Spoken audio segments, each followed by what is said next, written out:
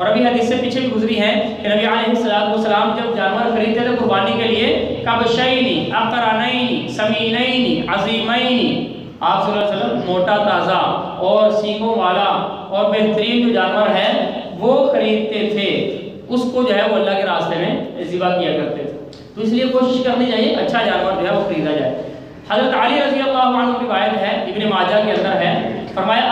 امرنا رسول اللہ صلی اللہ علیہ وسلم ان نستشرف العین والاذن،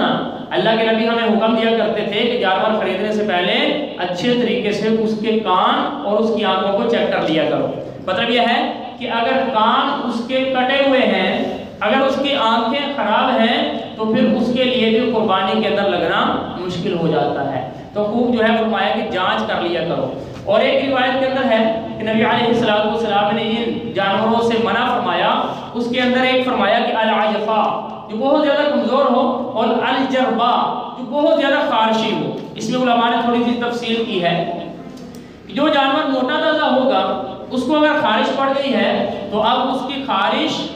گوشت تک نہیں پہنچے، اس کے موٹے ہونے کی وجہ سے وہ کھال میں اوپر اس کی خارش رہے گی۔ تو اگر موٹا جانور ہے اس کو خارش وغیرہ لگی ہے تو وہ آپ ذبح کر سکتے ہیں، اس کی قربانی لگ سکتی ہے۔ لیکن اگر جانور ہی کمزور ہے، چل تو سکتا ہے لیکن کمزور ہے، اس کے اوپر اتنا گوشت نہیں ہے، اس کو بھی خارش لگی ہے تو ظاہر بات ہے وہ آخر تک وہ جو گوشت تھوڑا سا طے ہے اس تک وہ پہنچے گی خارش۔ تو اگر پتلا جانور ہے،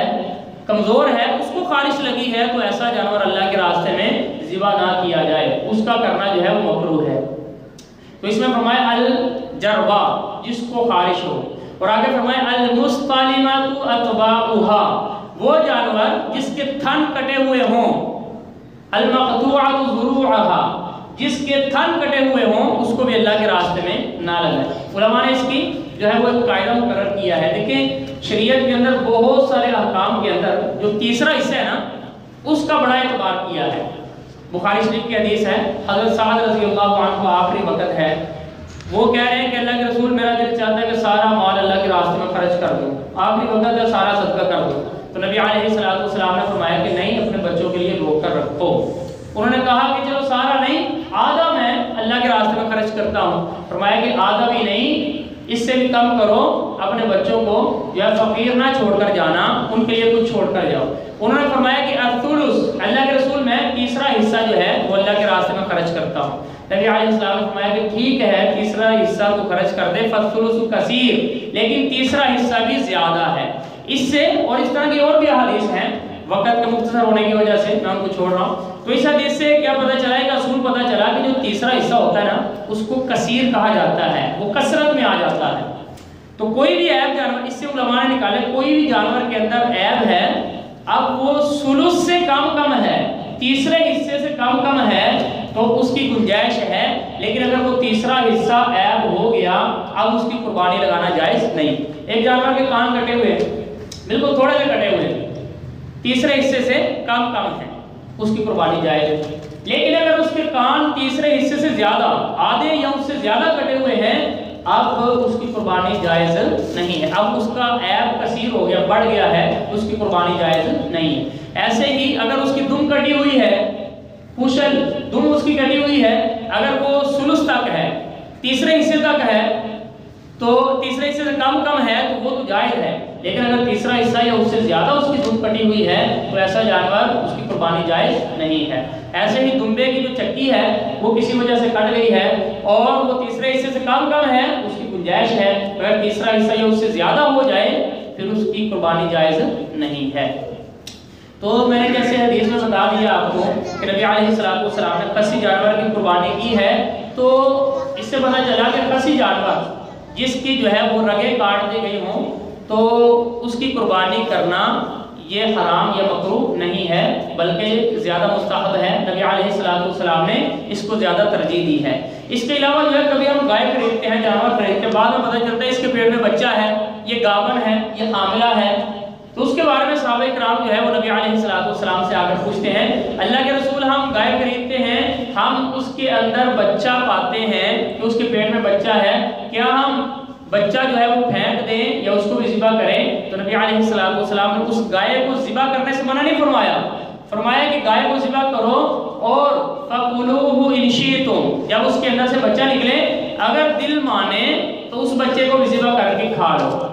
تو یہ بھی اس سے پتہ چلتا ہے کہ حاملہ جانور جو گابن ہو اس کو ذبح کرنا جائز ہے۔ اگر آدمی کے پاس گنجائش ہے پھر اس کو چاہیے کہ حاملہ جانور اگر اس نے خرید لیا، بعد میں پتہ چلا بچہ ہے، اس کو چاہیے کہ اس جانور کو پالنے کے لیے چھوڑ دے یا کسی جو جانوروں والے ہیں ان کو بیچ دے اور خود ایسا جانور خریدے جس کے پیٹ میں بچہ نہ ہو، یعنی یہ گنجائش ہے۔ ورنہ اگر آپ نے ایسا جانور لے لیا جو حاملہ ہے اس کو ذبح کر دیا تو آپ کے لیے جائز ہے، اس میں کوئی گناہ نہیں ہے۔ تو اس طرح جو ہے جس جانور کا دودھ خشک ہو جائے، جس کا دودھ ہی نہیں اترتا، اس کی بھی قربانی کرنا جائز ہے، اس میں کوئی مذائقہ نہیں ہے۔ اسی طرح جو ہے کئی جانور ہم خریدتے ہیں جن کے کان پیدائشی چھوٹے ہوتے ہیں، کٹے ہوئے نہیں ہوتے، لیکن ان کی نسل ہی ایسی ہوتی ہے جن کے کان چھوٹے ہوتے ہیں، تو ان کی قربانی بھی کر سکتے ہیں، اس میں کوئی مذائقہ نہیں ہے۔ پھر یہ ہے کہ کئی بندے جو ہے وہ قربانی کے جانور خریدتے ہیں، اب جانور جو ٹکرے مارنے والا ہے، دیوار کے ساتھ سینگ رگڑنے والا ہے، اس کا سینگ ٹوٹ جاتا ہے۔ اب یہ سینگ ٹوٹنا جو ہے اس میں ذرا دھیان سے اس کو سمجھ لیجئے، اگر سینگ تھوڑا ٹوٹا ہے اوپر سے جتنا بھی ٹوٹا ہے لیکن دماغ تک جڑ تک نہیں ٹوٹا ہو، جڑ سے نہیں ٹوٹا تو اس کی قربانی جائز ہے، اس میں کوئی مذائقہ نہیں ہے۔ اگر وہ جڑ سے ٹوٹ گیا تو جڑ سے ٹوٹنے سے دماغ میں اثر پڑتا ہے، دماغ میں اثر پڑنے کی وجہ سے اب اس کا دماغ جو ہے وہ ٹھیک نہ رہنے کی وجہ سے ایسا جانور اللہ کے راہ میں قربان کرنا جائز نہیں ہے۔ بعض بار ہوتا ہے کہ سینگ تو نہیں ٹوٹتا، اوپر کا جو کالا کھول ہے صرف وہ اتر جاتا ہے، نیچے جو گودا ہوتا ہے جو ہڈی ہوتی ہے وہ باقی رہتی ہے، تو اس سے بھی یہ بھی جانور قربان کرنا جائز ہے۔ کیوں؟ اس کی جو ہڈی ہے وہ دماغ تک جو پہنچتی ہے وہ اپنی جگہ قائم ہے، اوپر سے صرف کھول اترا ہے، اس وجہ سے ایسے جانور کو قربان کرنا وہ جائز ہے۔ اور اسی طرح جو ہے جس جانور کے پیدائشی سینگ چھوٹے ہو، کئی گائے آتی ہیں نا ان کا بس غور سے دیکھنے سے پتہ چلتا ہے چھوٹے چھوٹے سینگ ہیں، تو ایسے ہی کئی بکرے وغیرہ بھی آتے ہیں، تو جن کے سینگ چھوٹے ہیں ان کی قربانی بھی کر سکتے ہیں، اس میں کوئی حرج نہیں ہے۔ اللہ اکبر۔ تو جیسے حدیث کے حوالے سے بھی آیا کہ جس جانور کے تھن نہ ہو یا اکثر جو ہے ثلث یعنی آدھا یا آدھے سے کم جو ہے، یعنی بکری ہے اس کے اندر 2 ہی تھن ہوتے ہیں، ایک کم ہو گیا مطلب ہے کہ آدھے کم ہو گئے، اب اس کی قربانی نہیں ہو سکتی ہے۔ دونوں تھن نہ ہو یا ایک تھن نہ ہو اس بکری کی قربانی نہیں ہو سکتی۔ اور جس گائے وغیرہ اونٹنی کے 2 تھن کم ہو اس کی بھی قربانی نہیں ہو سکتی۔ اگر ایک تھن کم ہے اس کا تو مطلب ہے کہ تیسرے حصے سے زیادہ موجود ہے، تیسرا حصہ کم نہیں ہوا، اب ان کی قربانی جائز ہے۔ تو یہ موٹی موٹی چیزیں تھی، یہ اہم جو عیب تھے وہ میں نے آپ حضرات کے سامنے رکھ دیے کہ جن کی وجہ سے جن جانوروں کے اندر یہ عیب پیدا ہو جائیں ان کی قربانی جائز نہیں ہے۔ اس کے علاوہ جو چھوٹے موٹے عیب ہیں وہ اگر پیدا ہو جائیں اس سے قربانی پر کوئی اثر نہیں پڑتا، اس سے قربانی جائز ہے۔ ایک بندے نے سوال پوچھا کہ جانور کے پچھلے سال ٹانگ ٹوٹ گئی تھی، اب وہ صحیح ہے، وہ صحیح چلتا ہے، بالکل کوئی اس کے اندر نقص نظر نہیں آتا، تو اس اصول کے تحت آپ دیکھ لیں کہ اب وہ پاؤں استعمال کر رہے ہیں چلنے کے اندر، اب اس کو پاؤں نیچے لگانے میں کوئی دقت محسوس نہیں ہوتی، لہٰذا اس کی قربانی جائز ہے، اس میں کوئی حرج نہیں ہے۔ ایک بات جو ہے وہ یہ ہے کہ جانور ہم خرید کر لاتے ہیں، بعض لوگ پہلے خرید لیتے ہیں، کچھ دن پہلے خرید لیتے ہیں، اب اس کی جو آپ نے اون اتروائی ہے اس کو اپنے استعمال میں نہیں لے کر آ سکتے، اس کا جو آپ نے دودھ نکالا ہے آپ اس کو اپنے استعمال میں نہیں لے کر آ سکتے۔ یہ جانور جو قربانی کے لیے ہے اس کی جتنی بھی چیزیں ہیں، وہ کھال ہے، وہ کوئی بھی چیزیں ہیں، وہ آپ اپنے استعمال میں نہیں لا سکتے اپنے کھانے پینے کے اندر، یعنی گوشت وغیرہ تو کھا سکتے ہیں لیکن یہ باقی چیزیں جو ہے، حضرت علی رضی اللہ عنہ کی روایت ہے کہ نبی علیہ السلام نے ان کو ارشاد فرمایا امرہ ان یقوم علی بدنہ، آپ نے فرمایا کہ جانوروں پر آپ نگران بن جاؤ، ان یقسم بدنہ کلھا لحومھا وجلودھا وجلالھا، آپ نے فرمایا کہ اس کے گوشت کو بھی صدقہ کر دو اور اس کی جو کھال ہے اس کو بھی صدقہ کر دو، اور اس کی جو جلال کہتے ہیں جانور کو جو آپ رسی وغیرہ کوئی بھی چیزیں پہناتے ہیں، فرمایا کہ نکیل وغیرہ ان چیزوں کو بھی صدقہ کر دو، ولا یعطی فی جزارتھا شیئا، اس کے ذبح کرنے والے کو کوئی اجرت کے طور پر ان میں سے کچھ نہ دینا، یعنی کھال گوشت وغیرہ آپ اگر کسائی کو دے دیتے ہیں کہ یار آپ کو اگر میں نے 10,000 دینا ہے تو یہ لو آپ 2,000